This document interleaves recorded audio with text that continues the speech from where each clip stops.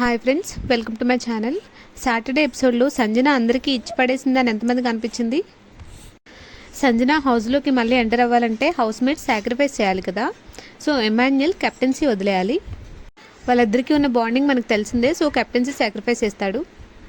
తర్వాత తనూజ సీజన్ మొత్తం coffee give up చేయాలి. తను కూడా ఓకే అంటుంది. తర్వాత శ్రీజ తన దగ్గర ఉన్న బట్టలు మొత్తం ఇచ్చేయాలి. సీజన్ మొత్తంకి ఒక్క డ్రెస్ మాత్రమే పెట్టుకోవాలి.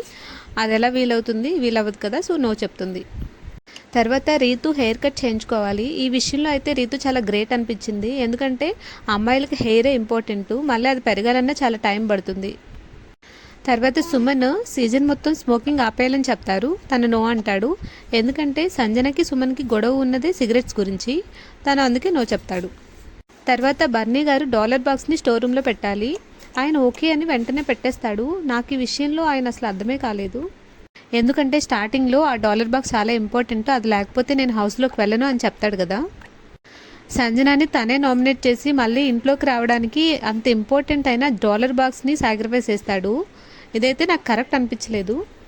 ఆయన ఏమైనా మంచిగా ఉండడానికి చాలా ట్రై చేస్తున్నాడేమో అని అనిపించింది. మీకేమనిపించిందో కమెంట్ సెక్షన్లో కమెంట్ చేయండి. హరీష్ విషయానికి వస్తే ఎప్పుడు చూసినా నా కోసం ఎవరు స్టాండ్ తీసుకోరు అంటాడు. ఒకవేళ స్టాండ్ తీసుకుంటే వాళ్ళని తీసుకొచ్చి నామినేషన్స్లో పెడతాడు. ఈ సీజన్ మొత్తం సంజన వర్సెస్ హరీష్లా ఉంది. చూద్దాం ఇంకెన్ని గొడవలు అవుతాయో. ఎమ్మెన్యేల్ కెప్టెన్సీ పోయింది కదా. న్యూ కెప్టెన్ కోసం కొన్ని టాస్క్లు పెడతారు. ఆ టాస్క్లో పవన్ సెలెక్ట్ అవుతాడు. ఇప్పుడు పవన్ న్యూ కెప్టెన్. ఈ వీడియో నచ్చినట్లయితే please like, share and subscribe to my channel. That's all for now. Thank you for watching.